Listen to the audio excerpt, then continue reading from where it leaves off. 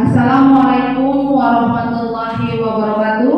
Waalaikumsalam warahmatullahi wabarakatuh.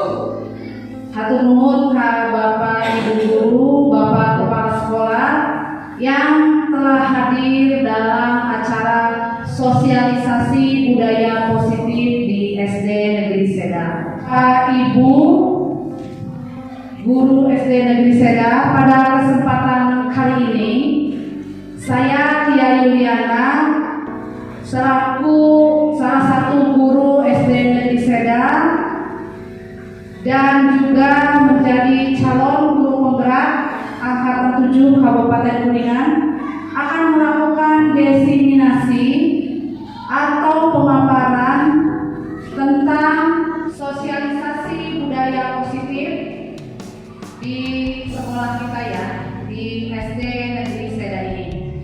Nah, Bapak Ibu mungkin sebelumnya pernah mendengar apa sih budaya positif itu? Mungkin pernah ya, mendengar ya budaya positif itu. Dari sosialisasi yang akan disampaikan pada hari ini, yang pertama adalah tentang disiplin positif dan nilai-nilai kebajikan universal. Kemudian yang kedua adalah teori motivasi, hukuman penghargaan, dan restitusi. Yang ketiga adalah kebutuhan dasar manusia dan dunia berkualitas, keyakinan kelas, 5 posisi kontrol guru, dan restitusi. Sebelumnya sudah pernah mendengar kata-kata ini, Bapak Ibu guru? Sudah pernah? Bapak mendengar kata yang mana yang Bapak pernah dengar? Ya, tentang motivasi, hukuman, ya, penghargaan, restitusi. Berarti Pak Hanafi sudah pernah ya, sudah pernah mendengar tentang motivasi. Kalau motivasi kita umum ya, pernah mendengar. Nah, Bapak Ibu, budaya positif itu harus diciptakan di sekolah. Apa sih arti budaya positif di sekolah? Adalah nilai-nilai, keyakinan-keyakinan, dan kebiasaan-kebiasaan di sekolah yang berpihak pada murid, agar murid dapat berkembang menjadi pribadi yang kritis, penuh tanggung jawab, dan hormat. Yang artinya nilai-nilai perilaku menjadi sebuah keyakinan bagi warga kita di sekolah.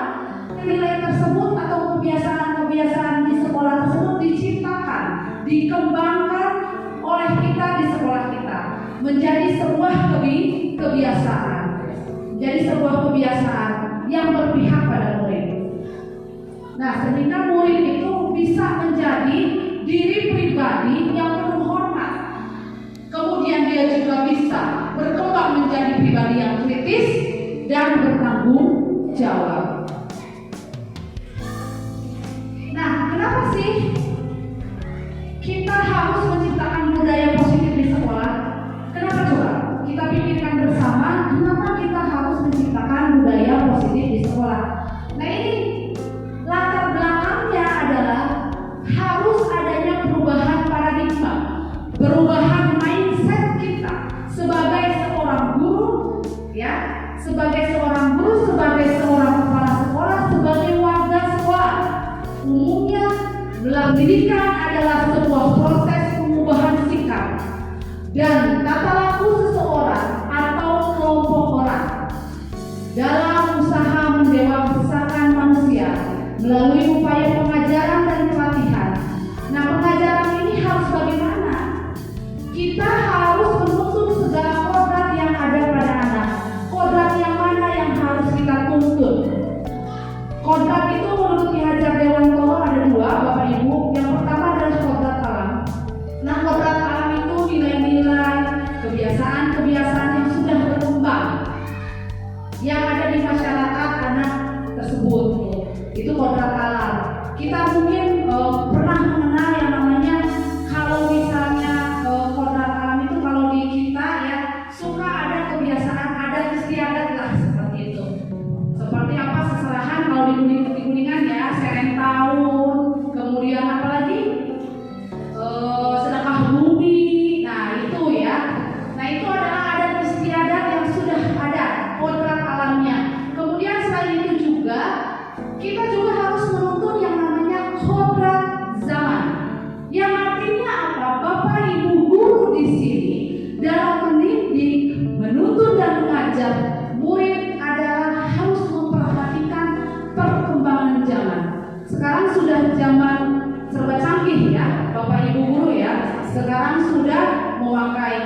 teknologi informasi seperti menggunakan laptop, handphone. Nah, kita juga dalam menuntun jangan sampai ketinggalan.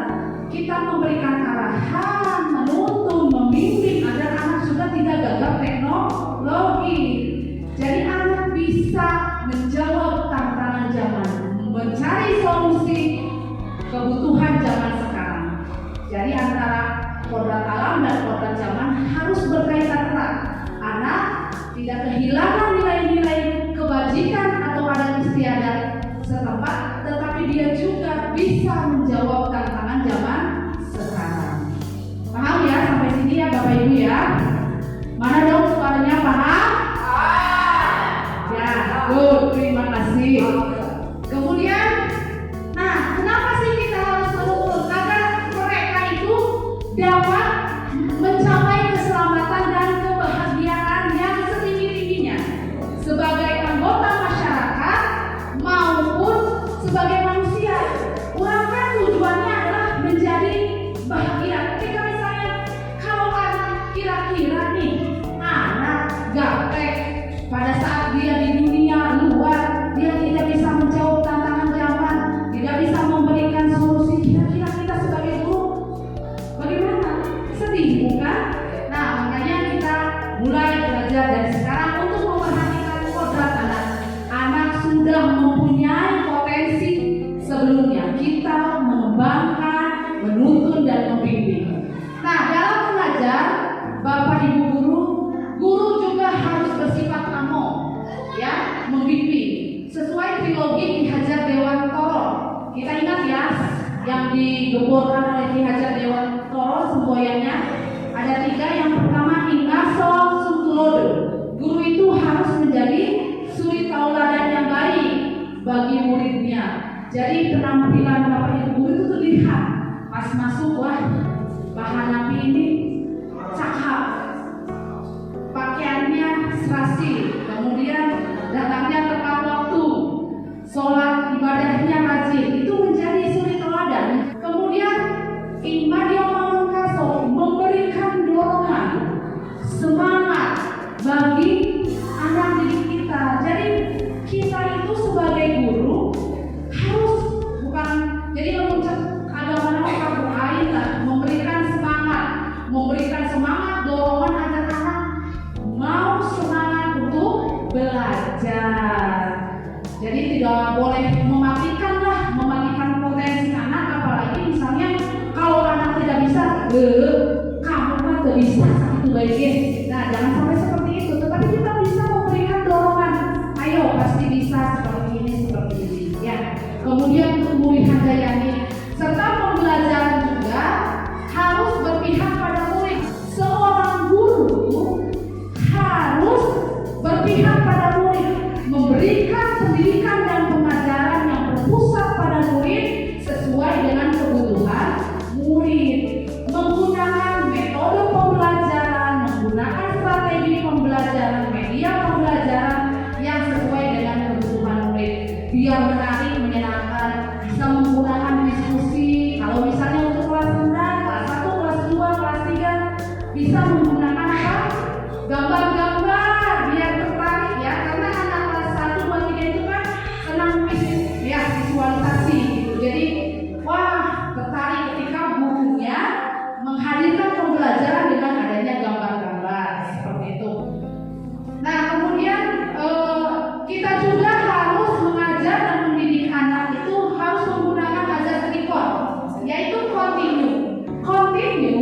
Seorang pendidik harus menuntun murid dengan melakukan perencanaan dan pengembangan yang berkesinambungan, menyatu dengan alam secara berkesinambungan, mewariskan peradaban. Nah ini Bapak Ibu menuntun murid harus dengan perencanaan dan pengembangan yang baik. Ada rencananya, tujuannya seperti apa kita mencapai tujuan tersebut. Seperti orang kan kalau mengajar punya rencana pelaksanaan mengajar, RPP lah ya seperti itu. Ya ada RPP-nya gitu. Nah kemudian disambungkan antara kodrat alam tadi dengan kodrat zaman. Anak juga mewariskan peradaban, yang artinya nilai-nilai adat istiadat itu jangan sampai dihilangkan, yang baik ya. Kemudian konvergen. pendidik harus menuntun murid dengan pemikiran terbuka terhadap segala sumber belajar, mengambil praktik baik dari kebudayaan lain dan menjadikan kebudayaan kita bagian dari alam universal. Nah, dalam menuntun murid ini semua harus, ibaratnya kita tidak boleh udah jangan menggunakan internet karena internet sekarang banyak yang namanya misalnya negatifnya. Nah, tidak boleh seperti itu, kita harus terbuka, tetapi kita juga tetap memfilter, menyaring mana informasi yang baik yang akan disampaikan, mana yang buruk. Jadi kita juga tidak harus terpaku terhadap satu sumber belajar, tetapi berbagai sumber belajar yang positif yang bisa mendukung dalam proses pembelajaran kita itu dijadikan sebagai sumber belajar. Ya, seperti apa saja sih Bu Ami sumber belajar itu, Bu Ami? Ada apa saja? Buku ya, boleh buku LKS. Ya, apalagi Bu Puji sumber belajar?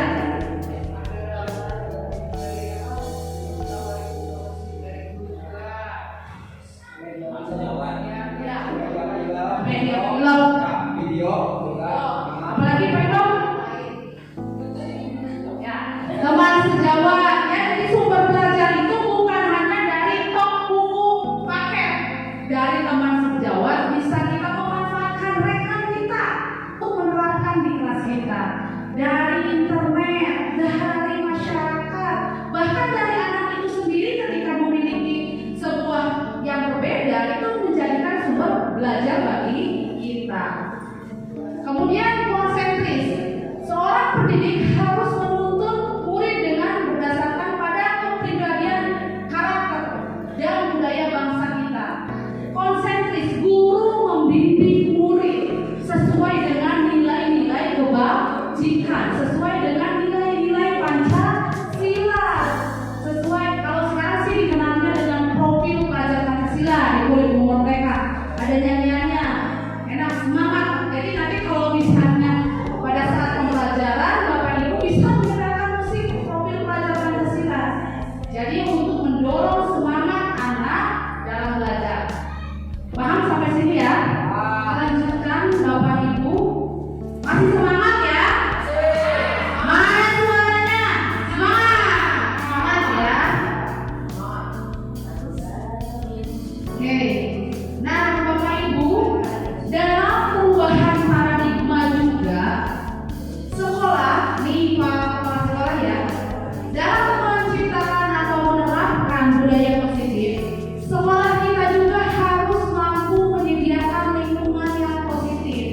Lingkungan sekolahnya dulu yang kita ciptakan harus positif, aman bagi peserta didik dan nyaman. Jadi budak teh datang ke sekolah teh dengan perasaan gembira, perasaan semangat, aman, nyaman, senang, sentosa. Seperti itu agar murid-murid mampu berpikir, bertindak, dan mencipta dengan merdeka tanpa ada paksaan. Dia berpikir, bertindak, berperilaku tanpa ada paksaan dari luar. Mandiri dan bertanggung jawab. Nah, ini Bapak Ibu yang kita harapkan adalah sekolah dulu kita berbenah. Aset apa sih yang sudah kita punya? Kita inventarisir nih. Kira-kira budaya positif apa yang sudah ada di kita? Aset apa, kekuatan apa yang sudah kita punya? Sehingga nanti kita dapat menyusun rencana aksi untuk mengembangkan budaya positif agar menjadi sebuah kebiasaan, ya, tanpa dipaksa budak teh. Salam terhadap guru karena ingin dirinya sendiri, membuang sampah pada tempatnya karena keinginan dia sendiri. Jadi itu Pak Guru jangan sembarangan. Ayo masukkan ke tong sampah. Nah, itu karena ada paksaan. Tapi mereka sendiri inisiatif, benar Bu Puji, inisiatif.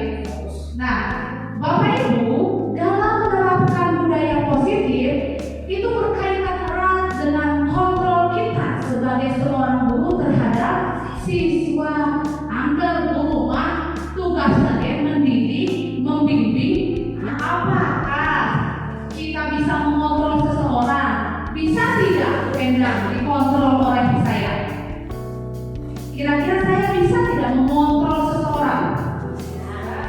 Bisa? Bisa. Tapi dengan paksaan, pasti Bu Ena melakukannya dengan terpaksa karena dikontrol oleh saya.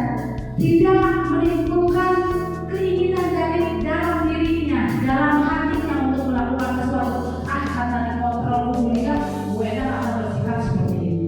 Nah, itu masih karena ada dorongan dari luar. Nah, Bapak Ibu, ada teori menurut Dr. William Glasser meluruskan beberapa miskonsepsi tentang makna kontrol. Jadi diluruskan di Bapak Ibu. Pertama adalah ilusi guru mengontrol murid. Nah, buat sesuatu itu murid tersebut memilih untuk tidak melakukannya. Ya, jadi maksa ya, puji dikontrol. Anak muridnya puji, berukir.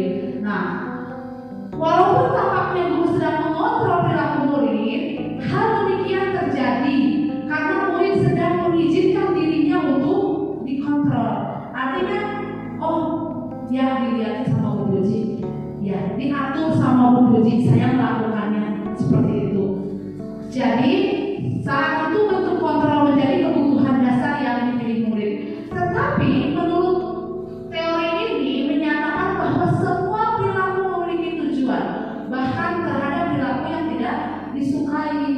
Murid tidak suka dikontrol, diatur-atur ibu guru, tetapi karena dia ada ketakutan, kemudian dia merasa ada seseorang yang memang melihatnya, maka dia melakukan tersebut, tetapi secara terpaksa. Kemudian yang kedua teorinya adalah ilusi bahwa semua penguatan positif efektif dan bermanfaat. Artinya penguatan positif atau bujukan adalah bentuk-bentuk kontrol. Segala usaha untuk mempengaruhi murid agar mengulangi setiap perilaku tertentu adalah suatu usaha untuk mengontrol murid. Jadi dibujuk, ayo dong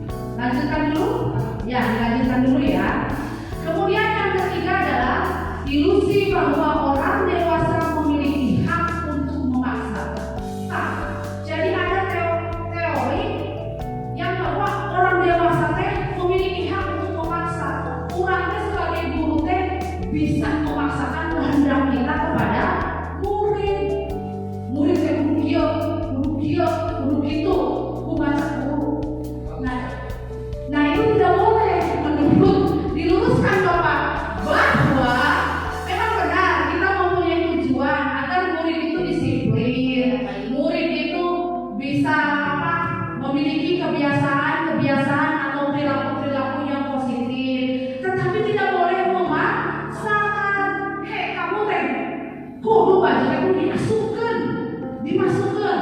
Kamu kalau hari Senin pakai topi, pakai dasi, pakai gesper, barisnya yang rapi. Pada saat masuk ke dalam kelas dipaksa seperti itu, terus menerus dipaksa. Nah, ini selanjutnya pasti akan tidak efektif Bapak Ibu dalam jangka waktu yang panjang, karena terus dipaksa. Dia merasa dipaksa, tidak ada dorongan dalam dirinya. Saya melakukan ini karena ada paksaan dari ibu guru. Saya melakukan ini karena dipaksa oleh ibu guru. Jadi dia tuh merasa berperilakunya itu diawasi, dikontrol, dipaksa baik. Ada paksaan di bawah tekanan melakukan itu. Ya Bapak Ibu guru ya. Kita lanjut. Nah ini juga kita dalam menerapkan budaya positif, kita juga harus mengubah pandangan cara berpikir kita dari stimulus respon kepada pendekatan teori kontrol. Perbedaan Bapak Ibu dalam stimulus respon lawan teori kontrol melihat dunia, pandangan terhadap dunia. Kita sebagai guru ketika teorinya stimulus respon, kebutuhan kita sama. Apakah benar kebutuhan orang itu sama semuanya? Tidak ya, berbeda. Kebutuhan ibu orang dengan Mang Roni berbeda. Ya, Bu Ona misalnya untuk mandinya saja dia harus mengeluarkan uang 50.000. Tetapi Mang Roni cukup misalnya dengan 20.000. Itu kan kebutuhannya berbeda. Sama dengan anak murid kita di kelas. Kita harus bisa melihat kebutuhan mereka, antara yang aktif dengan yang tidak aktif, atau yang pintar dengan yang kurang pintar. Tidak ada yang bodoh ya, semua punya potensi. Tetapi mungkin cara menanggapinya, cara Pak Ustadz? Ya cara ininya ya, cara dia responnya. Nah, kebutuhan anak murid kita berbeda. Dalam pembelajaran anak ketika misalnya dikasih pembelajarannya hanya ceramah saja, mungkin bosan. Ya bosan seperti itu. Ini mah masuk diberikan ceramah, tapi anak yang satu tidak masuk diberikan metode pembelajaran dengan ceramah. Dia mau berpikirnya atau masuk pembelajarannya misalnya dengan menggunakan strategi diskusi, sehingga dia bisa mengobrol dengan temannya, bertukar pikiran. Nah, kemudian yang kedua, semua orang melihat hal yang sama menurut stimulus respon. Tetapi menurut kontrol tentang dunia, setiap orang memiliki gambaran berbeda. Sudut pandang orang, cara berpikir anak berbeda. Ya, melihat misalnya pembelajaran ketika melihat gajah, si Anu melihatnya dari belakang dia panjang, si Anu melihat dari telinganya dia lebar, yang satu lagi misalnya yang si C melihat dari badannya besar. Itu satu saja sudah melihat berbeda, tapi tetap sama, itu adalah gajah seperti itu. Kemudian yang ketiga, kita mencoba mengubah orang agar berpandangan sama dengan kita, memaksa murid guru dia, dia gajah teh gede, tidak boleh ya. Tetapi kita berusaha memahami pandangan orang lain, menghargai perbedaan pendapat yang dikemukakan oleh murid. Jadi setiap murid itu kan berbeda karakter, berbeda pendapat. Misalnya si Alif mah begini, si Al begini. Jadi kita harus menghargai, tidak harus sama dengan pandangan kita. Kemudian perilaku buruk dilihat sebagai suatu kesalahan. Nah ini menurut teori kontrol, semua perilaku memiliki tujuan. Contohnya, misalnya tadi si Ihsan marah sama si Nisa, itu kan perilaku yang buruk ya. Ya, perilaku yang buruk karena dia meminta uang, memaksakan kehendak dia meminta uang kepada temannya. Nah, kita perilaku buruk itu sebagai suatu kesalahan. Salah naik teh, minta uang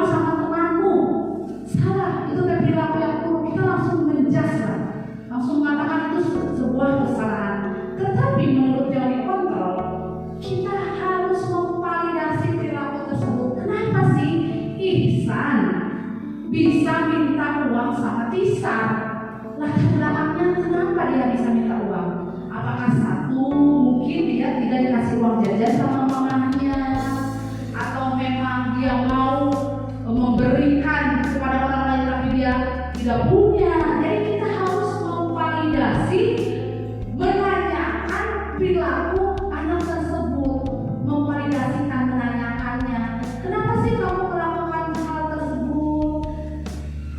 Ya, ditanya dulu, jangan sampai kamu salah melakukan itu teh perbuatan yang langsung dijatuhi, tidak boleh, ya, tidak baik.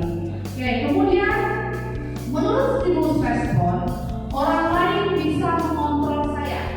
Nah, guru teh bisa mengontrol murid, stimulus respon mas. Tetapi menurut teori kontrol, hanya Anda sendiri yang bisa mengontrol diri Anda. Kita sendiri yang bisa mengontrol kita, ya. Jadi kita misalnya mau berperilaku baik, kita yang kontrol, bukan orang lain. Orang lain berukir, orang berutangir, tidak bisa. Kita punya visi yang berbeda, tapi tujuan kita sama, gitu ya. Bapak Ibu paham ya sampai sini ya? Oke. Kemudian pemaksaan adalah pada saat bujukan gagal, dibujuk, ayo dong belajarnya yang rajin, bacanya yang pintar, dibujuk pakai kata-kata halus ya.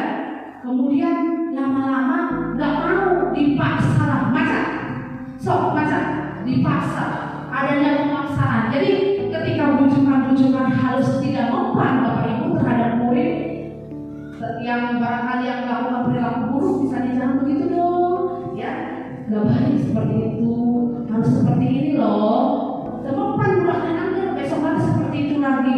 Nah, dipaksa, maneh sukan ulah gitu, awas kamu malah deh, ku bapak kek digantung misalnya di pohon apa daun kelor misalnya seperti itu.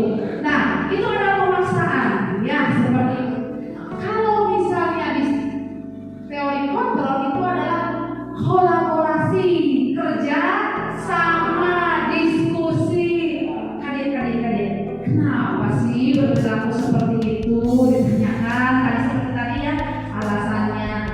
Ya seperti itu, alasannya seperti apa sih? Kenapa sih kamu melakukan hal tersebut? Kan untuk membela diri Pak, seperti ini. Nah itu jadi adanya kerjasama, adanya diskusi sehingga penyelesaian masalahnya dengan kerjasama dan timbul dari murid tersebut, bukan dari kita, yang bukan dipaksa oleh kita. Kemudian, nah ini model berpikirnya menang apa? Menang, yang eleh dengan stimulus respon. Tetapi kalau di teori kontrol, semuanya menang, semuanya mencapai tujuan yang sama. Ke materi selanjutnya, ke slide selanjutnya. Nah ini Bapak Ibu, pernahkah Bapak Ibu mendengar kata disiplin? Pernahkah Bu Endang? Pernah dan selalu melaksanakan. Alhamdulillah. Apa sih kata disiplin itu? Taat, patuh, bukan aturan. Ya, pintar Bu Endang. Tepuk tangan untuk Bu Endang. Ya, disiplin itu taat, patuh terhadap aturan. Nah, menurut Ki Hajar Dewantoro menyatakan bahwa di mana ada kemerdekaan itu kebebasan terbatas ya. Jadi bisa berlaku sesuai dengan hati nurani, hak asasi manusia lah, seperti itu. Disitulah harus ada disiplin yang kuat. Disiplin itu bersifat ya self disiplin, yaitu kita sendiri yang mewajibkan kita dengan sekeras-kerasnya terhadap diri kita untuk melakukan disiplin. Jadi taat, patuh terhadap peraturan, itu kata disiplin secara harfiahnya. Nah, Ki Hajar Dewantara juga menyatakan bahwa untuk menciptakan murid yang merdeka, syaratnya harus ada disiplin yang kuat. Kita kan memotivasikan diri sendiri untuk melakukan seperti ini terhadap murid juga harus melaksanakan disiplin yang kuat terhadap dirinya sendiri. Seperti itu ya. Karena disiplin diri itu memiliki motivasi internal, tidak ada paksaan, bawah tekanan, dia melakukan dengan sukarela, dia melakukan sadar dengan dirinya sendiri, sehingga motivasi internal atau intrinsik dari dalam dirinya muncul. Meskipun kita juga masih membutuhkan motivasi eksternal ya, tetap harus ada motivasi dari luar untuk bisa melakukan disiplin. Tetapi yang lebih baiknya adalah disiplin diri. Nah, ini tujuan dari diterapkannya disiplin positif adalah menanamkan motivasi intrinsik pada murid-murid kita untuk menjadi orang yang mereka inginkan dan menghargai diri sendiri dengan nilai-nilai yang mereka percaya. Jadi orang melakukan disiplin itu menghargai, salah satunya menghargai diri sendiri. Murid melakukan perilaku positif, disiplin yang kuat itu untuk menghargai mereka sendiri sesuai dengan nilai-nilai yang sudah kita sepakati, kita percaya. Nah, nilai-nilai apa saja sih yang harus ada atau yang dikembangkan nanti di sekolah kita? Nah, ini nanti akan kita bahas di slide selanjutnya. Ketika murid memiliki motivasi untuk menghargai diri sendiri, mereka telah memiliki motivasi dalam diri mereka sendiri dan berdampak jangka panjang. Jadi terlibat saja pasti melakukan disiplin. Ada pahan api, tidak ada pahan api, tetap berpakaian rapi. Saat upacara bendera, ya saat upacara bendera, pakai topi, pakai dasi, pakai gesper rapi. Karena dia sendiri menghargai, saya harus berpakaian rapi. Tidak dipaksa oleh ibu guru harus berpakaian rapi. Nah itu kalau misalnya disiplin diri dalam kitanya sudah tumbuh, ya. Kemudian mereka juga tidak akan terpengaruh pada adanya hukuman atau hadiah. Hukum kemudian ada penghargaan, misalnya yang membuang sampah pada tempatnya, ibu kasih stiker, kasih bintang. Nih, anak-anak kelas 1 buang sampah sembarangan. Jangan buang sampah sembarangan ya, anak-anak kelas 1 buang sampah pada tempatnya sudah disediakan oleh sekolah ini di depan. Buang sampah pada tempatnya. Nanti yang buang sampah pada tempatnya ibu kasih stiker. Maka itu semangat anak teh. Ya semangat betul. Tetapi itu masih hadiah. Jadi dia itu terpaksa melakukan karena nanti diiming-imingi hadiah atau penghargaan. Nah itu ketika kalau anak sudah muncul perbedaannya, ketika anak sudah muncul inisiatif dalam diri, menghargai dirinya sendiri, dia akan tetap membuang sampah pada tong sampah meskipun tidak ada hadiah, meskipun tidak ada penghargaan. Jadi dia motivasinya muncul dengan sendirinya. Mereka akan tetap berperilaku baik dan berlandaskan nilai-nilai kebajikan karena mereka ingin menjadi orang yang menjunjung tinggi nilai-nilai yang mereka hargai. Mau muridnya seperti itu Bapak Ibu?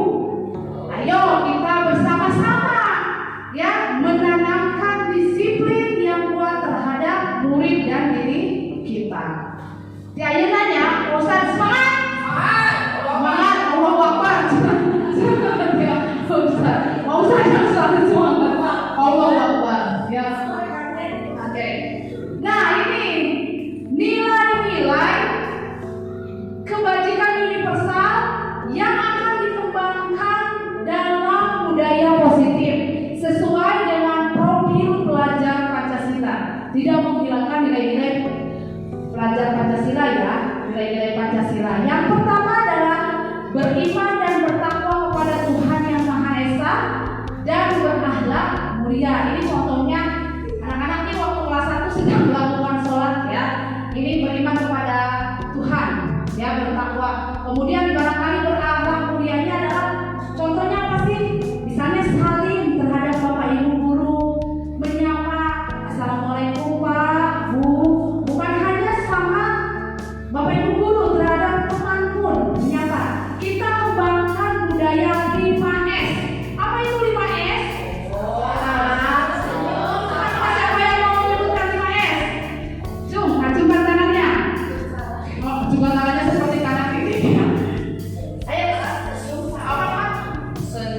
salam sama sopan santun. Pintar, tepuk tangan untuk Anda. Aduh, saya seperti mendidik anak TK ya, tapi tidak apa-apa buat biar suasana cair ya. Benar Pak Nafi? Ya, terima kasih. Jadi 5S itu salam, senyum, sapa, sopan, dan santun. Kenapa? 5S apa? Es krim, es buah, es doger, es cincau. Itu makanan saja ya. Kalau memang yang benar kita nggak usah ya, tenang ada makanan. Nah itu ya Bapak Ibu, kita terapkan budaya 5S, salam, sapa, senyum, sopan, dan santun. Anak-anak membiasakan nilai-nilai tersebut. Ketemu Bapak Ibu guru, ketemu teman, dia bersalaman, kemudian dia menyapa, bagaimana kabarmu hari ini? Bapak Ibu guru, apa kabarnya? Enak kan kalau ditanya saat seperti itu oleh murid? Nah, kemudian dia juga tersenyum. Ketemu Pak Irfan, cakapnya udah bilang, ya, anak, assalamualaikum Pak, ya, apalagi kelas 6 ya Pak Irfan ya, mulai wah, kelas 6 ya, senyum wah Pak Irfan, bahagia ya Pak Irfan ya, ketika misalnya ditanya, disenyumin, disalam pula oleh anak didik kita, sungguh baik akhlaknya, ditambah sopan dan santun berbicaranya. Waduh sigana kita teh suksesnya Pak Nabi ya, membimbing dan mendidik anak ketika anak bisa salam, sopan, santun, senyum, sapa, ya berbicara tidak kasar, berbuat baik, ya seperti itu. Oke, yang kedua adalah nilai mandiri, artinya tidak ketergantungan. Tadi sudah ada nilai mandiri, saya mau melakukan sendiri atas inisiatif sendiri, mengerjakan tugas tepat waktu sendiri, ya bertanggung jawab. Kemudian saat dikasih tugas oleh Bapak Ibu guru, dia melakukannya secara mandiri. Kemudian yang ketiga adalah kita juga menginginkan peserta didik yang mempunyai nilai cerdas. Bukan hanya cerdas pengetahuan, tapi juga cerdas akhlak. Bagaimana kita menciptakan peserta didik melalui budaya positif adalah menuju siswa yang cerdas. Ya, ini contohnya waktu itu Leandra adalah salah satu kandidat MTQ di Kabupaten Kuningan. Ya, alhamdulillah rankingnya ranking 7 se-Kabupaten Kuningan. Se-Kabupaten loh, jadi dari 32 kecamatan ya Bu ya. Dan 32 kecamatan dia ranking 7. Alhamdulillah, bangga luar biasa ya para nabi ya, Pak Irfan ya. Anak didik kita ada yang berprestasi mewakili di kabupaten. Seperti itu. Selain itu juga kita menginginkan perilaku anak didik, yaitu melakukan gotong royong atau kerja sama. Tentang Bapak Ibu, nilai kebajikan yang ingin kita terapkan dalam budaya positif di sekolah kita adalah sikap gotong royong atau kerjasama. Kita mungkin tahu ya, gotong royong, kerjasama. Jadi anak-anak teh tidak ewang-ewangan, tidak sendiri-sendiri. Mungkin kita sudah menerapkannya dalam pekerjaan piket kelas, bersama-sama membersihkan kelas. Nah, manfaat gotong royong juga sudah kita tahu semua ya, adalah pekerjaan menjadi lebih cepat dan ringan. Seperti itu. Nah, selain ini juga dalam diskusi kelompok, ini kerjasama saling berbagi ya, kerjasama si anu misalnya bagian melihat ini menuliskannya, yang satu untuk presentasinya. Nah ini contohnya, ini waktu itu adalah tentang penelitian bunyi ya, sifat-sifat bunyi. Ini lagi menuliskan dari hasil pengamatan. Semua anggota kelompok berperan bekerja sama untuk menghasilkan sebuah laporan. Kemudian nilai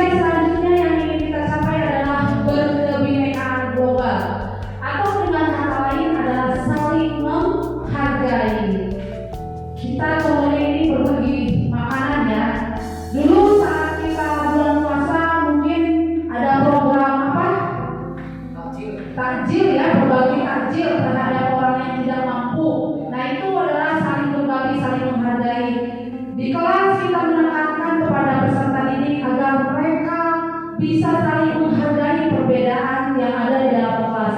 Berbeda pendapat kita hargai, tidak membeda-bedakan teman, ya mainnya nggak boleh geng-gengan nih gitu ya, seperti itu. Semua sama. Kemudian bernalar kritis, yang artinya peserta didik itu juga bisa berpikir kritis. Ini adalah contoh saat saya mengajarkan tentang bagian-bagian tumbuhan. Saya hanya membimbing, memfasilitasi tumbuhan. Anak yang menyebutkan, ini misalnya apa? Akar. Nanti akar itu di apa namanya? Gunanya untuk apa? Kita praktekkan percobaan, dia yang menganalisa seperti itu. Kemudian diharapkan juga peserta didik dengan adanya penciptaan budaya positif adalah berpikir kreatif, berpikir inovatif. Jadi dengan dirinya sendiri mencipta, berkarya, tidak hanya didikte oleh guru. Oke, selanjutnya. Nah, Bapak Ibu, dalam menerapkan budaya positif di sekolah, kita juga harus memahami yang namanya motivasi perilaku manusia. Dasar manusia itu berperilaku, ya. Latar belakangnya apa?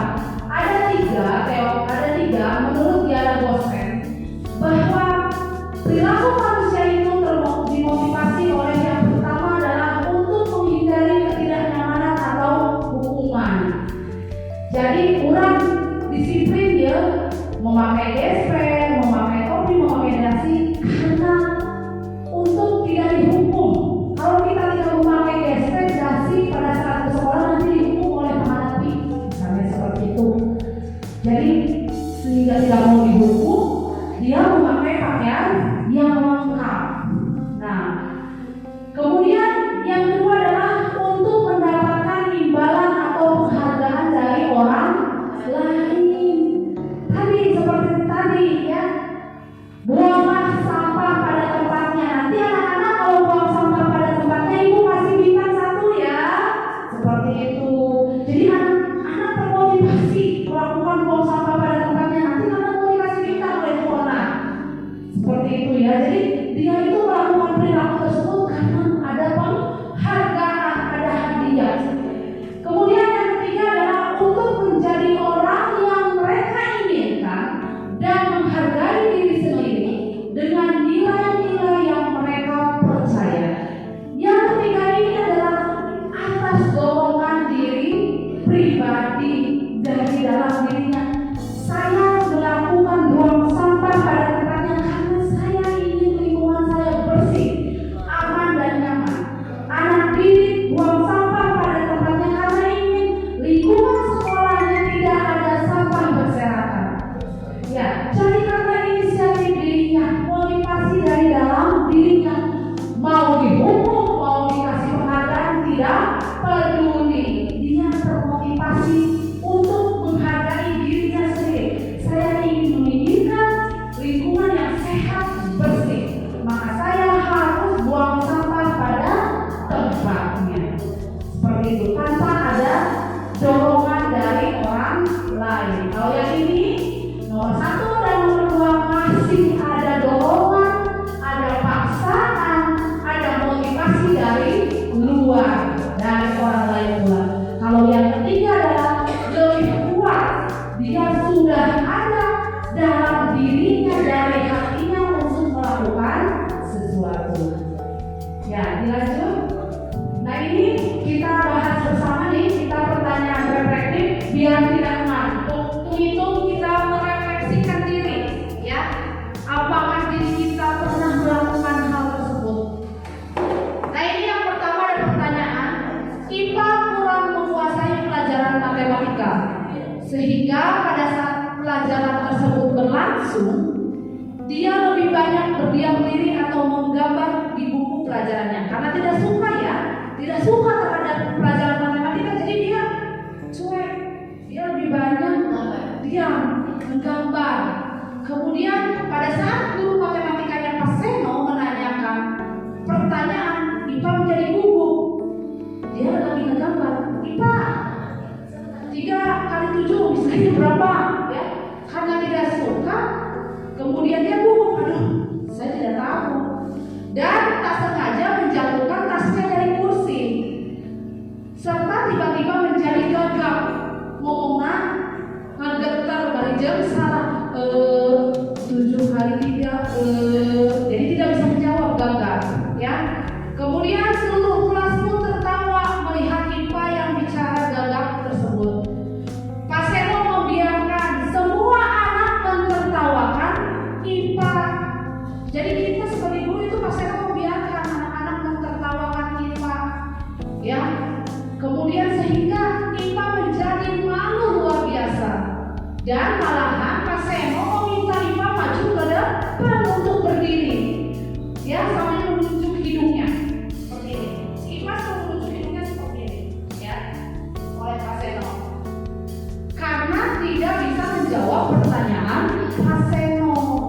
Kelas makin gaduh, mentertawakan melihat IPA menunjuk hidungnya, ya. Saya nih yang tidak bisa menjawab matematika seperti itu. Dan anak-anak pun tertawa melihat IPA di depan kelas sambil memegang ujung hidungnya.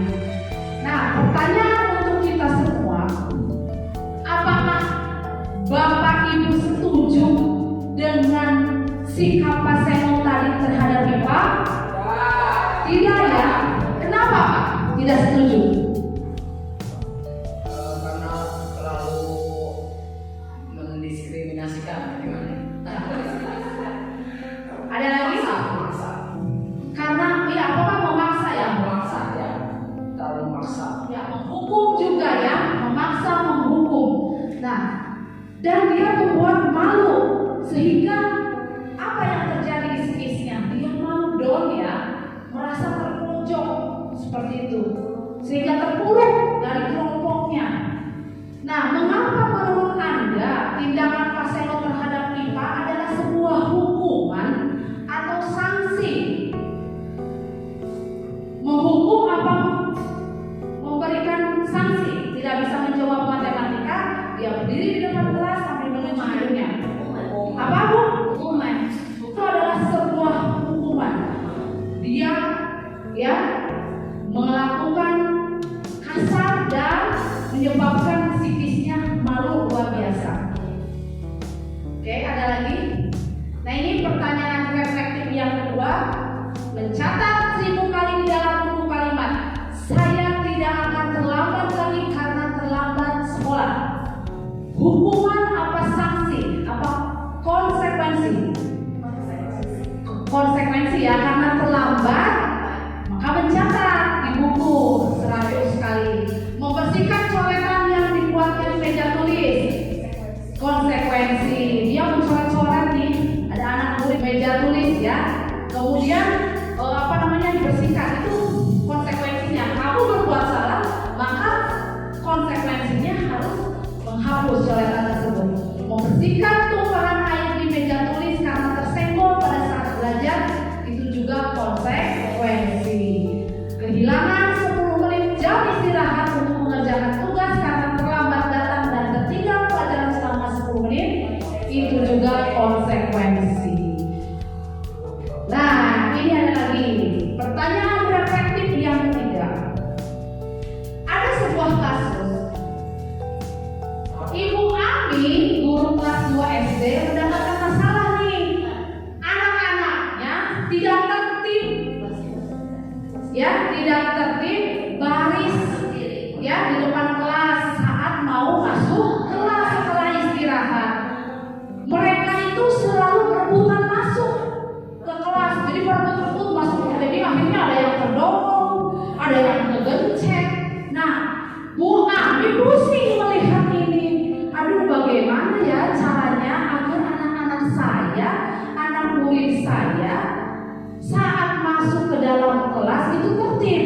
Akhirnya Bu Ami punya ide, punya gagasan. Saya mau bikin stiker bintang. Nah, kemudian dia sosialisasi, dia menyampaikan ke anak muridnya, anak-anak, Ibu ada hadiah nih. Kalau kalian nanti setelah istirahat masuk ke kelasnya tertib,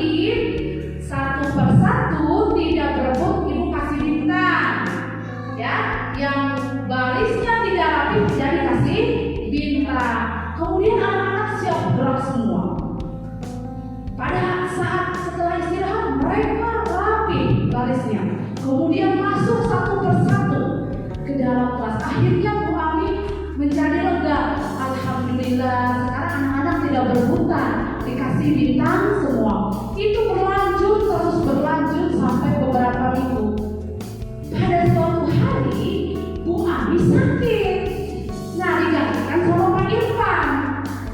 Pak Irfan tidak tahu ada penghargaan atau ada hadiah bagi anak-anak kelas 2. Jadi Pak Irfan nyata saja pada saat mau masuk memberikan pelajaran, anak-anaknya masih berebut masuk ke dalam kelas, tidak tertib. Nah, akhirnya apa? Nah, melihat ini, apa yang terjadi? Berdasarkan kasus tadi, teori motivasi mana yang ada di murid kelas 2? Motivasi yang mana? Motivasi mana Pak Irfan? Motivasi dari luar atau eksternal? Ya, eksternal. Karena mau dapat apa? Penghargaan. Ya, mau dapat penghargaan atau hadiah. Jadi masih motivasinya motivasi dari luar, karena Bu Ami memberikan bintang, memberikan stiker, memberikan penghargaan. Jadi anak-anak rapi barisnya. Pak Irfan tidak tahu, tidak memberikan bintang dan tidak memberikan hadiah. Jadi mereka berebut masuk kembali dengan tidak tertib.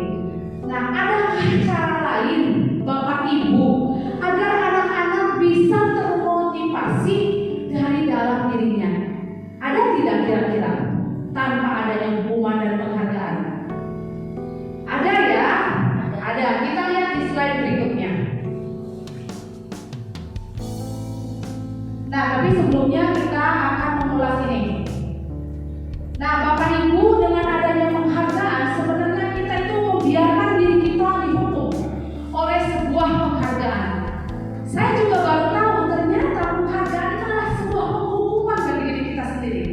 Dulu kan sangat senang ya ketika misalnya kita belajar prestasinya bagus, kemudian dapat ranking, dapat hadiah dari guru, dapat hadiah dari orang tua. Itu kan sangat senang diberikan penghargaan. Tapi ternyata menurut Alifon bahwa saat kita berulang kali menjanjikan hadiah kepada anak-anak agar berperilaku bertanggung jawab, atau kepada seorang murid agar mempelajari sesuatu yang baru, atau kepada seorang karyawan agar melakukan pekerjaan yang berkualitas, kita sedang berasumsi mereka tidak dapat melakukannya atau mereka tidak akan memilih untuk melakukannya. Jadi ini saat pada proses pembelajaran berlangsung, siapa yang dapat nilainya 100, Ibu kasih permen. Siapa yang dapat nilainya 100, Ibu kasih beng-beng. Seperti itu. Siapa yang buang sampahnya pada tempatnya, Ibu kasih stiker. Nah, itu janjian, berupa janjian. Ternyata itu mereka itu sebenarnya tidak mau melakukannya menurut teori ini. Ya, tidak mau melakukannya, ya, dan tidak memilih untuk melakukannya. Tetapi karena ada penghargaan, karena ada hadiah, jadi mereka mau semangat. Nah, menurut Alifon juga mengemukakan bahwa penghargaan maupun hukuman adalah cara-cara mengontrol perilaku seseorang yang menghancurkan potensi. Yang artinya dia tidak bisa berkembang dengan diri sendirinya. Potensi yang ada dalam dirinya dibiarkan untuk hancur karena selalu diiming-imingi dengan hadiah, diiming-imingi dengan penghargaan. Jadi tidak mau berkembang, selalu dikte. Saya melakukan ini karena mau dapat ini. Saya nilainya 100 karena nanti dapat coklat dari Bu Ami. Saya nilainya 100 karena nanti dapat uang dari Pak Imam. Nah, itu seperti itu. Ya, jadi menghancurkan potensinya yang seharusnya dia sendiri bisa menghargai. Saya nilai 100 karena saya mau berusaha untuk menghargai diri sendiri. Nah, itu beda cerita ya. Kemudian Bapak Ibu dihukum oleh penghargaan. Ada beberapa dampak. Yang pertama adalah pengaruh jangka pendek. Jangka pendeknya mungkin nanti ada hadiah, ada disiplin, melakukan budaya positif, berperilaku positif, berperilaku baik. Tetapi jangka panjangnya jadi ketergantungan kan terhadap hadiah. Ibu gurunya sama bapak gurunya harus menyediakan terus stiker, ngebuktikan stiker, ngeprint stiker. Kalau misalnya menjanjikan permen, harus menyediakan permen terus menerus jangka waktu yang panjang. Sampai kapan harus seperti ini? Nah, jadi sifatnya ketergantungan. Kemudian penghargaan itu tidak efektif. Jadi memaksa seseorang untuk melakukan sesuatu karena ada hadiah.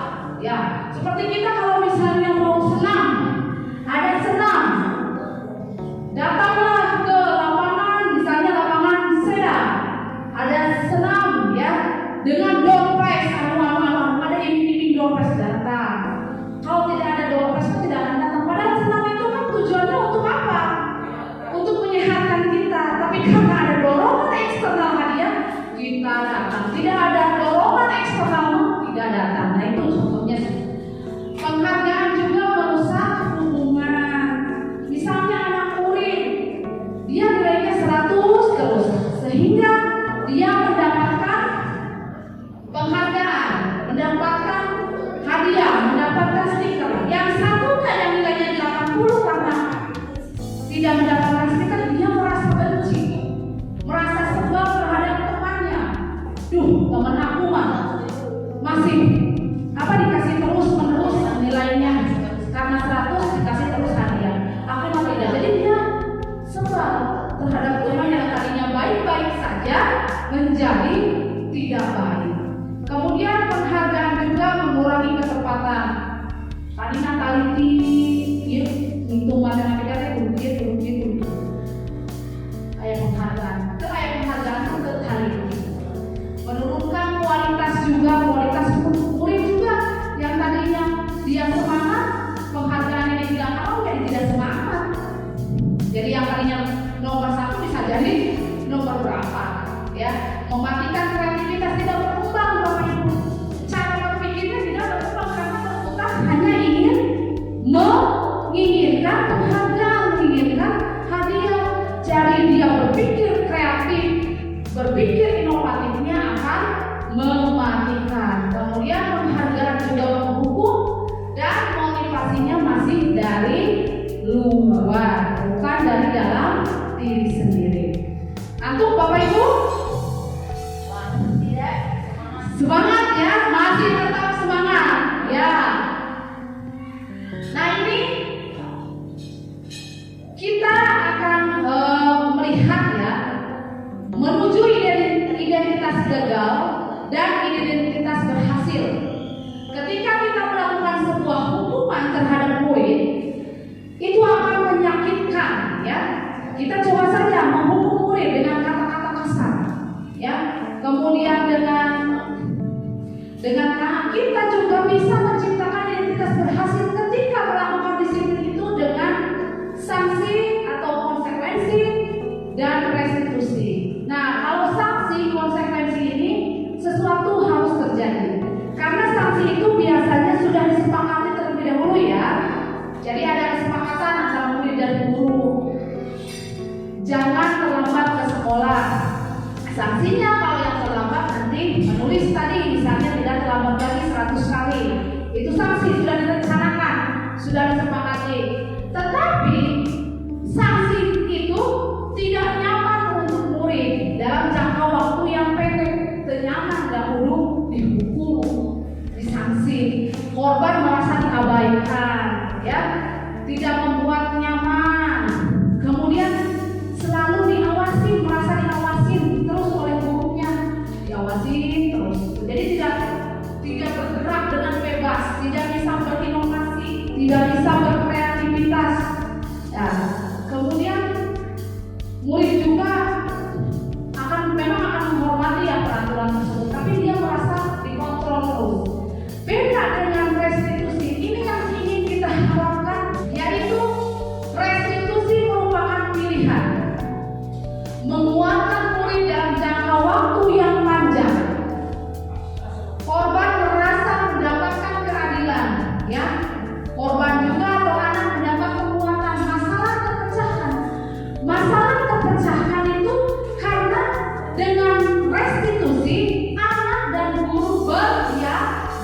berdialog. Nanti ada contoh ya Bapak Ibu, kita bisa lihat berdialog. Anak dengan guru berdialog, kemudian kenapa sih kamu melakukan seperti itu? Ada hal yang lain, kenapa kamu bisa melakukan seperti itu? Apakah itu sesuai dengan nilai-nilai kebajikan yang kita sudah terapkan di SD Seda? Misalnya seperti itu. Nah, kemudian anak akan bertanggung jawab terhadap perilakunya. Oh, saya salah. Seharusnya saya bersikap berperilaku seperti ini. Maka saya akan melakukan hal yang baik. Dia berpikir sendiri, dia berkreativitas sesuai dengan pemikirannya sendiri tanpa dipaksa oleh orang lain. Jadi diskusi, mereka memecahkan bersama. Jadi bukan keputusan guru, tetapi guru hanya memancing berdiskusi, murid sendiri yang mencari solusi. Nah ini Bapak Ibu, hukuman, konsekuensi, dan restitusi ya. Kalau hukuman bersifat tiba-tiba atau tidak terencana, apa pernah melakukan dia dihukum now. Misalnya tidak memakai sepatu warna hitam ke sekolah, dihukum berlari di lapangan olahraga 10 kali. Tidak tahu kan dari rumah ada hukuman berlari kalau tidak memakai sepatu warna hitam. Kemudian hukuman juga berupa fisik, ya, berupa fisik tadi berlari, ya, push up, ya, bisa benar bending seperti itu, dan pepper melalui kata-kata kasar, menghardik, mencaci maki murid, ya, sehingga membuat siswa tersakiti. Kemudian konsekuensi. Kalau konsekuensi ini bersifat terencana ya, sudah dibahas dan disepakati sebelumnya. Tetapi tetap konsekuensi membuat siswa merasa tidak nyaman dalam jangka waktu yang pendek, nyaman dalam kurang tidak melakukan itu, pasti ada konsekuensinya, pasti ada sanksinya. Seperti kita memakai helm. Ibu, Bapak merasa itu atas kesadaran sendiri apa atas dasar karena takut ditilang? Kesadaran sendiri, takut ditilang.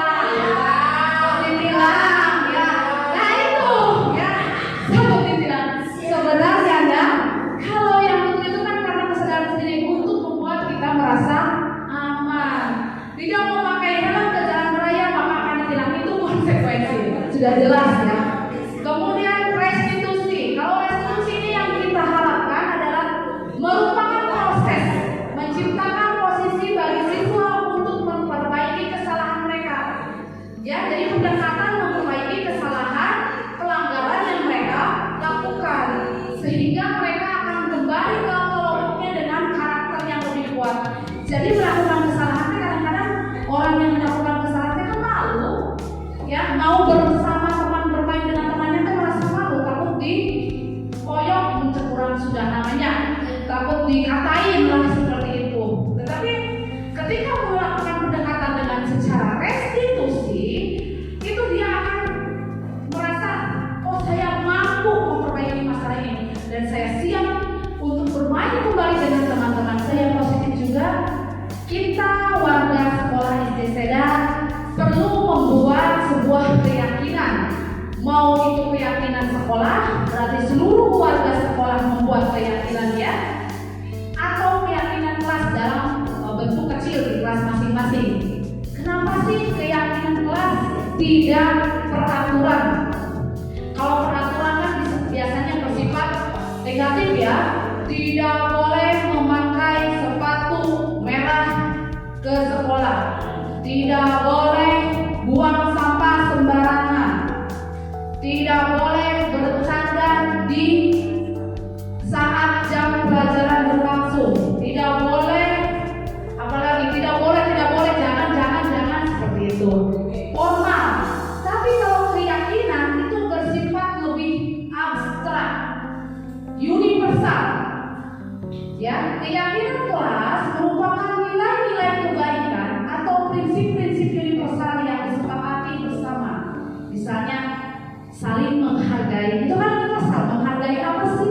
Itu saling menghargai teman, datanglah tepat waktu, pengerjaan tugas tepat waktu, seperti itu, ya. Kalau menurut dosen, suatu keyakinan akan lebih memotivasi seseorang dari dalam, jadi seseorang akan lebih bersemangat menjalankannya daripada mengikuti aturan. Kalau keyakinan, oh, muridnya yakin kalau misalnya kita buang sampah pada tempatnya, lingkungan kita akan bersih. Itu diyakini dalam hatinya, berarti murid akan selalu membuang sampah pada tempatnya. Dia akan lebih bersemangat karena dia yakin dengan membuang sampah pada tempatnya menjadi lingkungan lebih bersih, lebih bebas dari penyakit. Oh, saya memakai helm tuh biar aman, biar selamat. Jadi yakin dalam dirinya. Jadi jangan sampai saya memakai helm karena takut ditilang oleh polisi. Tidak seperti itu. Nah, ini tahapannya Bapak Ibu bisa nanti diaplikasikan di kelasnya masing-masing. Tahapannya adalah melihat daftar kebajikan yang telah disusun bersama. Jadi Bapak Ibu dengan murid membuat nilai-nilai kebajikan dulu. Saling menghargai, saling menghormati. Kemudian apa lagi? Tidak membeda-bedakan teman. Ya. Kemudian dari nilai-nilai tersebut dijadikan perhatian utama di sekolah Anda. Kita mau apa sih di sekolah kita itu? Misalnya tadi budaya 5S, salam, senyum, sapa, sopan, santun. Seperti itu. Kemudian curah pendapat dalam kelompok, dicurahkan. Jadi setiap kelompok menyampaikan pendapatnya, menyampaikan. Kemudian menyempurnakan nilai-nilai yang tadi dibahas kembali, baru setelah disepakati dibuatkan sebuah poster, ya, ditempel biar mereka mengingat, oh seperti ini. Kemudian pembentukan keyakinan kelas. Keyakinan kelas itu bersifat lebih abstrak daripada peraturan dan yang lebih rinci dan konkret. Oh, peraturan kan rinci, ya. Jadi kalau aturan itu kan rinci, ya. Kemudian konkret. Keyakinan kelas berupa pernyataan universal, umum, ya. Salam, berarti salam sama siapa saja kan? Sama orang tua, sama guru, Bapak Ibu guru, dengan teman-teman. Senyum terhadap semua warga sekolah. Nah, itu. Kemudian pernyataan keyakinan kelas senantiasa dibuat dalam bentuk positif, tidak boleh negatif. Keyakinan kelas hendaknya tidak terlalu banyak, dia bisa direalisasikan, diingat, diyakini terus-menerus. Kemudian diterapkan di lingkungan sekolah kita atau di kelas kita. Semua warga sekolah atau warga kelas, ya, bisa berkontribusi melalui curah pendapat. Semua berhak berpendapat. Kan kalau peraturan, saya nih guru sebagai membuat peraturan langsung tempel tanpa ada ini, ya, maksudnya oh ya, ada pendapat nggak sih dari murid? Kalau keyakinan kelas itu kita memperhatikan pendapat dari murid. Murid itu menjadi bahan pertimbangan dalam membuat sebuah keyakinan kelas. Kemudian ditinjau kembali keyakinan kelas apakah sesuai atau tidak, kemudian efektif atau tidak, seperti itu, ya. Kemudian ini prosedurnya Bapak Ibu dalam pembentukan keyakinan kelas nanti bisa dipraktekkan.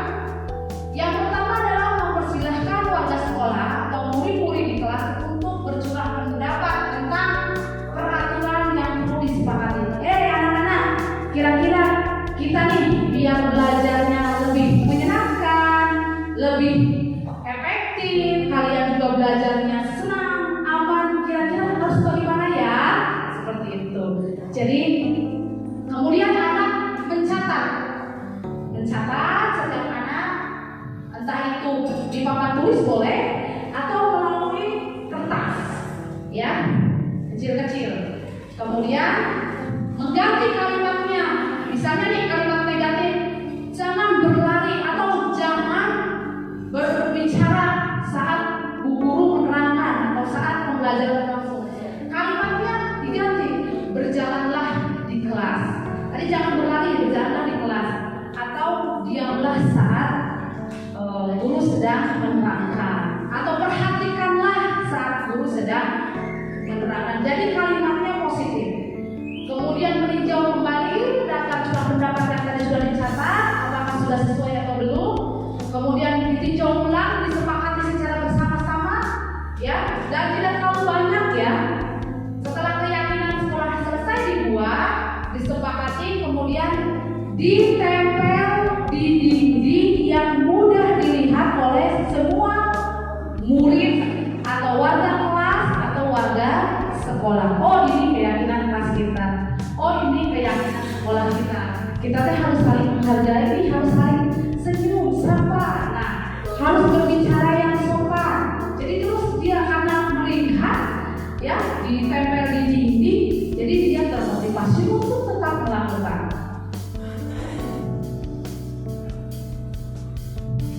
Nah, ini contoh pembuatan keyakinan kelas yang ada saya sudah menerapkan ya di kelas 4. Contoh penerapannya mari kita saksikan bersama.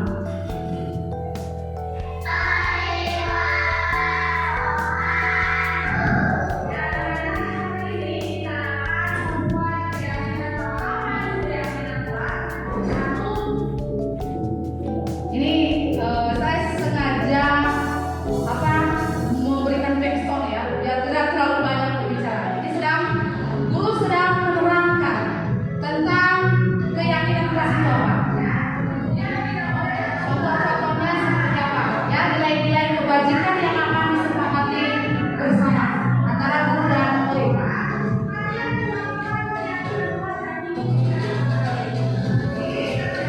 Guru membagikan kertas untuk setiap murid bisa menuliskan nilai-nilai kebajikan yang ingin disepakati bersama. Yang tadi sudah dijelaskan sebelumnya. Guru meminta murid untuk bergerak menyapa, menyampaikan hasil tulisannya di depan ya, menyampaikan nilai-nilai kebajikan yang ingin disepakati. Kemudian guru menuliskan sesuai dengan hasil dari murid. Menginventarisir, menyepakati nilai-nilai kebajikan yang sudah dicurah mendapatkan melalui guru dan murid. Kemudian murid menempel nilai-nilai kebajikan yang disepakati dalam sebuah poster yang ditempel di dinding kelas. Nah, itu Bapak Ibu contoh pembuatan keyakinan kelas ya. Nanti Bapak Ibu bisa amati, kemudian tiru dan modifikasi untuk di kelasnya masing-masing. Jadi anak-anak tidak merasa terpaksa oleh sebuah peraturan, tetapi kita bersama-sama membuat apa yang kita yakini untuk bisa berperilaku positif di kelas atau di sekolah. Sebelum melakukan budaya positif atau menciptakan sebuah budaya positif di sekolah atau di kelas, kita juga sebagai seorang guru harus mengetahui kebutuhan dasar manusia. Kebutuhan dasar manusianya apa sih? Kebutuhan dasar murid kita itu apa sih? Sehingga kita dapat menciptakan dan mengembangkan budaya yang positif di kelas kita. Yuk kita lanjutkan setelah tadi menyaksikan video yang disampaikan tentang kebutuhan dasar manusia. Kita mengetahui bahwa ada 5 kebutuhan dasar yang harus Bapak Ibu guru ketahui, agar Bapak Ibu guru mengetahui kenapa sih anak bisa berperilaku seperti itu, latar belakang mereka itu apa, kenapa tindakannya bisa seperti itu. Kebutuhan dasar manusia yang pertama adalah bertahan hidup, survival. Pertama lebih ke arah fisiologi, seperti kita makan, kalau tidak makan berarti nanti lapar, ya lapar. Tidak makan beberapa hari nanti bagaimana? Bagaimana Pak Ustaz kalau tidak makan? Sakit ya, pingsan atau bilang ya pingsan ya. Ya, jadi ya makan, kemudian rumah ya, kemudian rumah. Nah itu adalah kebutuhan untuk bertahan hidup.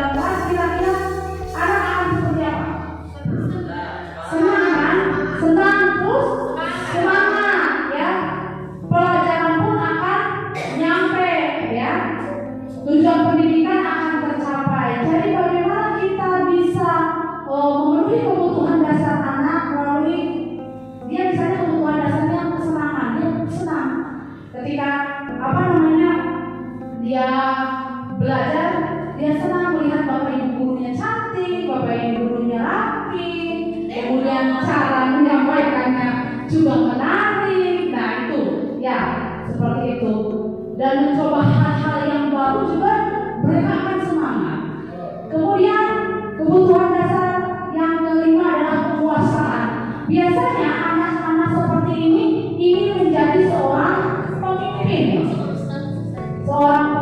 Nah, menjadi seorang pemimpin ini bisa kita berikan kepada anak yang mempunyai kebutuhan dasar penguasaan itu, dijadikanlah dia sebagai ketua kelas, atau bisa dia dijadikan sebagai guru among, ya.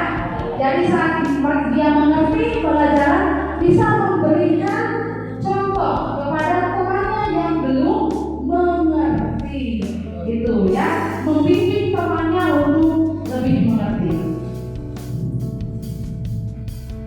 Oke, kemudian Bapak Ibu, untuk merefleksi kita ada 5 posisi kontrol guru yang kita harus tahu di mana posisi kita saat ini. Motivasi ya, motivasi eksternal dari dalam intrinsik, kemudian menciptakan identitas gagal dan menciptakan identitas berhasil atau sukses bagi murid-muridnya. Saat perilaku kontrol guru sebagai penghukum, guru akan berbuat menghati-hati, menunjuk-nunjuk dengan berbuat kasar, berkata-kata kasar, menyakiti fisik, disuruh lari, disuruh bending, push up, ya seperti itu. Kemudian menyakiti, kamu ini buang sampah sembarangan, kamu tidak tahu ya itu betul. Nah, jadi menghati, nyarekanlah sekurang lama, nyarekan, membentak secara verbal atau kata-kata. Kemudian guru akan berkata, kalau kamu tidak melakukannya, saya akan menghukum kamu. Kalau kamu tidak melakukannya, saya akan menghukum kamu.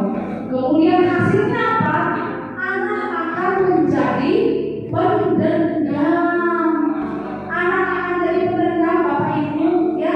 Dia membenci gurunya yang sudah menghakimi dia, sudah melakukan kata-kata kasar terhadapnya. Dia akan menjadi pendendam, ya. Kemudian murid berkata, saya tidak peduli dalam hatinya, jadi cuek. Kemudian dampak muridnya akan mengulangi kesalahan berulang kali dan dunianya tidak berkualitas karena dihukum, dicairkan sih kurang, mudah dicairkan kurang, kan menjadi pemberontak ya, menjadi anak yang kasar, ya seperti itu. Nah kemudian ada perilaku guru yaitu membuat orang merasa bersalah, diceramahi dengan kata-kata yang halus, tapi aduh kamu kok seperti itu sih, kamu tidak sayang ya sama Bapak Ibu guru, kamu mau berbuat seperti itu lagi. Jadi menggunakan bahasa-bahasa yang halus tapi menyindir, memojokkan anak, ya, sehingga anak merasa kecewa, merasa bersalah, terpojok seperti itu. Kamu sudah mengecewakan Bapak, nak, ya, kamu memakai sepatu biru ke sekolah, kamu tidak tahu ya peraturannya, kan kamu pakai sepatu hitam, kamu sudah mengecewakan Bapak. Nah itu, kemudian hasilnya apa? Anak akan berbohong, menyangkal, menyembunyikan, ya, dengan kita membuat merasa bersalah. Kemudian murid berkata, maafkan saya Pak, maafkan saya, maaf, jadi maaf. Kemudian apa dampaknya terhadap murid? Akan menjadi rendah diri, malu, izin kubatur, malu, ya, karena dimarahin. Meskipun Bapak Ibu guru memarahinya secara halus, secara sopan, tetapi merasa anak berbuat salah, menyalahkan, ya. Kemudian murid akan mengatakan guru di dalam dunianya, ya, bahwa nih Bapak Ibu guru ini yang saya merasa tidak percaya diri, seperti itu ya. Kemudian, nah ini untuk menciptakan identitas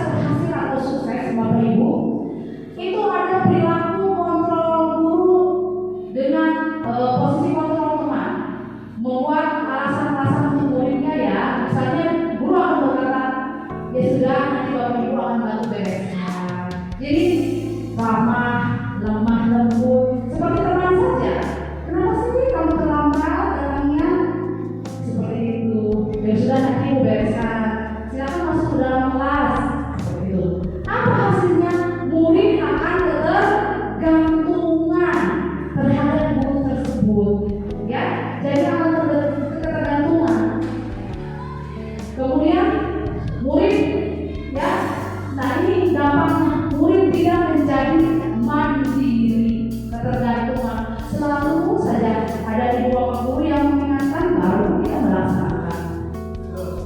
Nah ini pemantau, ya, posisi pemantau itu dia berdasarkan perhitungan dan pengukuran, berdasarkan data. Apa sih peraturannya? Ya, apa sih peraturannya? Nah, jam berapa kita masuk sekolah? Jam 7. Kamu datang jam berapa? Jam 7.20. Apa sih peraturannya ketika kamu datang ke kamu? Oh, saya tinggal di dalam kelas untuk menyelesaikan tugas. Nah, kalau sebagai pemantau itu dia ada sanksi. Seperti tadi ada konsekuensi.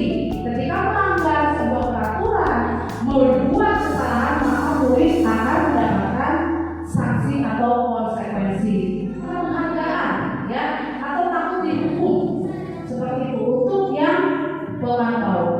Nah ini Bapak Ibu yang ingin kita harapkan di sekolah kita adalah posisi manajer.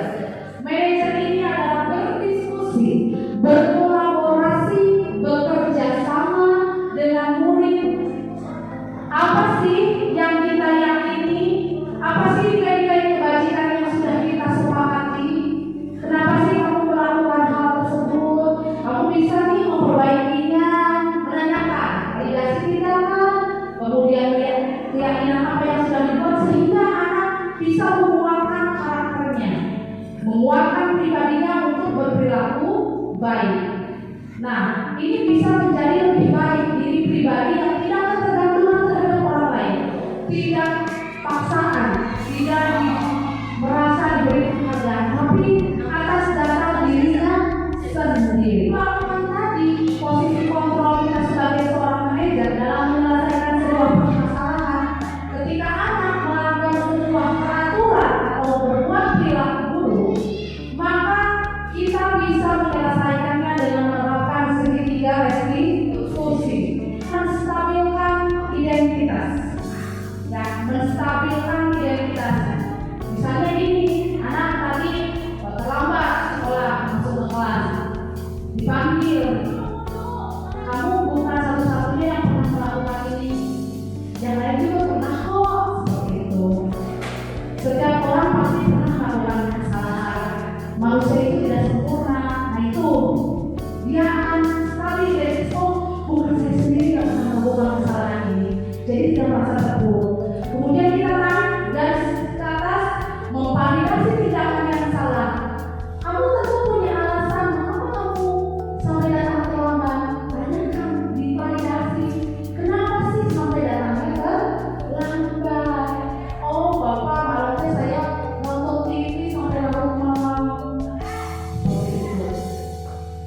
Adakah cara yang lebih efektif untuk mendapatkan apa yang kamu butuhkan? Ada cara lain nggak sih untuk kamu memperbaiki masalah ini? Ditanyakan, ya. Kemudian garis ke sini menanyakan keyakinan. Coba kita kembali ke keyakinan keras kita. Apakah perbuatan adik kamu sudah sesuai dengan keyakinan keras kita atau belum? Seperti itu.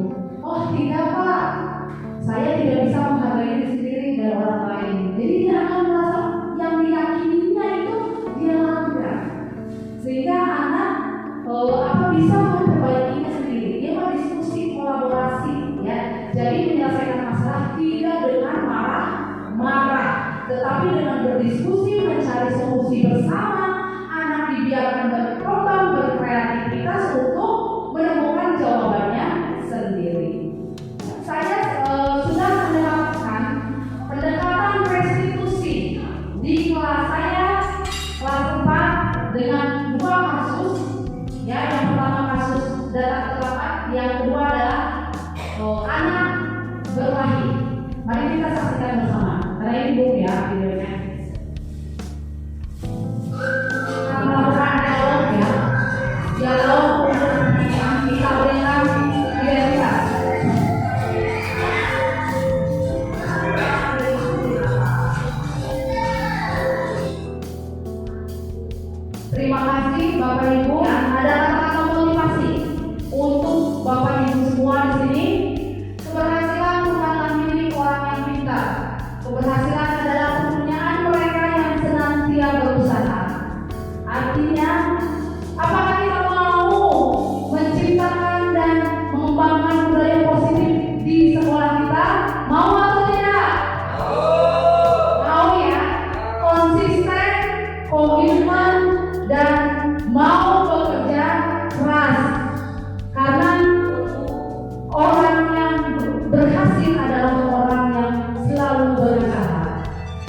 kasih atas perhatiannya.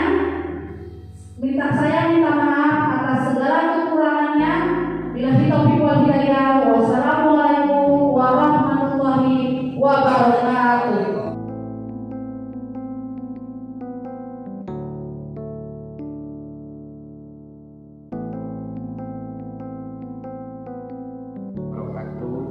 Nama saya Haji Soleh SPD, selaku Kepala Sekolah SD Negeri Seda.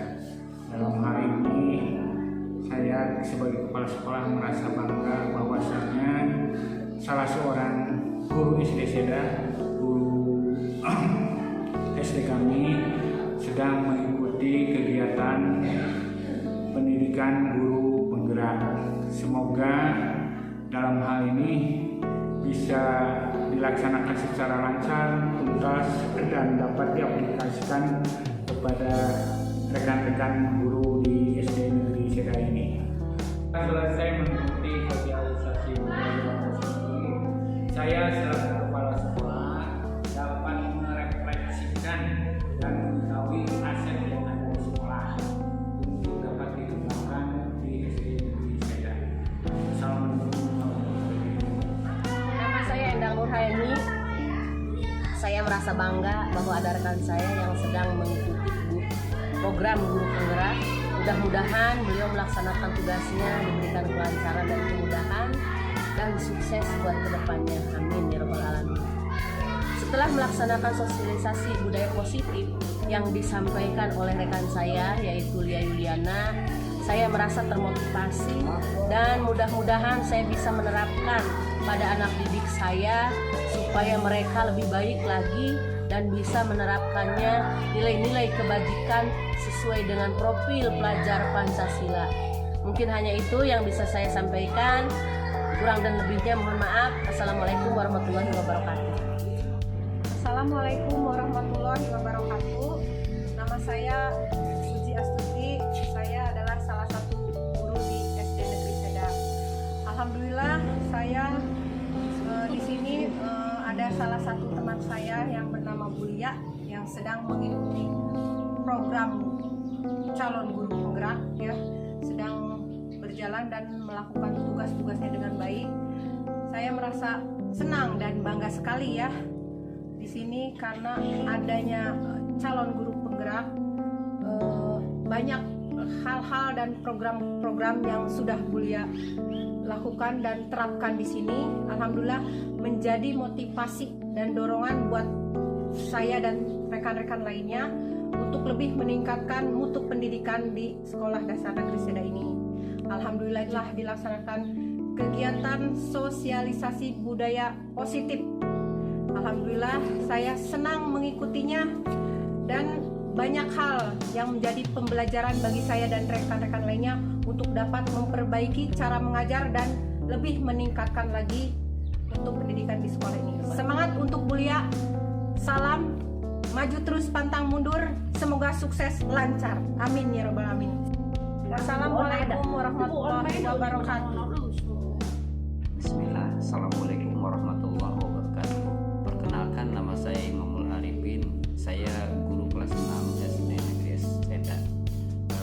Terkait dengan budaya positif yang dipresentasikan oleh Bulia sebagai calon guru penggerak 2023 ini, pada dasarnya ini menjadi pemicu motivasi buat semua guru yang ada di SD Negeri Seda ini, terutama khusus untuk saya pribadi. Namun untuk secara keseluruhan, pada dasarnya kurikulum Merdeka ini sudah diterapkan pada kurikulum KTSP 2006. Cuman mungkin ini ada kombinasi dan alhamdulillah saya mendapatkan ilmu baru tentang kurikulum Merdeka. Salah satunya yang disosialisasikan itu budaya positif di lingkungan SD negeri kita tercinta.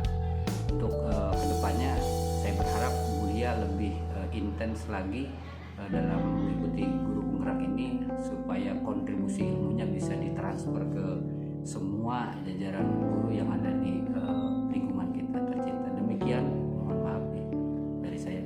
Wassalamualaikum warahmatullahi wabarakatuh. Assalamualaikum Assalamualaikum warahmatullahi wabarakatuh. Perkenalkan, nama saya Muhammad Hanafi. Saya selaku guru PAI SDN Seda. Saya merasa senang dan bangga pada Ibu Lia yang sedang mengikuti guru penggerak. Mudah-mudahan Bu Lia dikasih kesehatan oleh Allah Subhanahu wa taala dan bisa melaksanakan ilmu dari guru penggerak tersebut. Selanjutnya, setelah tadi saya mengikuti sosialisasi budaya positif, ya, saya sangat termotivasi terapkan dalam di sekolah SDN Seda ini. Terima kasih. Assalamualaikum warahmatullahi wabarakatuh.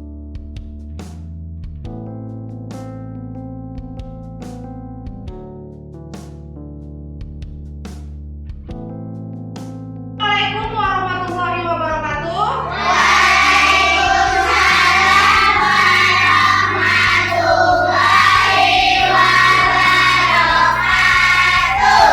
Apa kabarnya kalian hari ini? Baik. Semangat untuk belajarnya?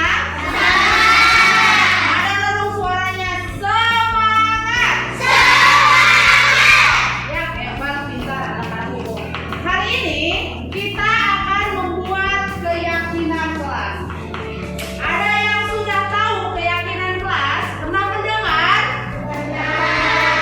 Kapan? Udah lama. Nah, apa keyakinan kelas itu?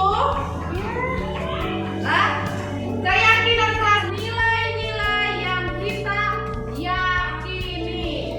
Yang kita yakini dalam hati sehingga hal tersebut dapat berpengaruh terhadap perilaku kita. Ya.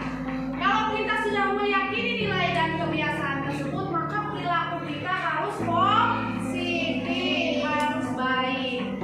Contohnya seperti apa Bu keyakinan kelas?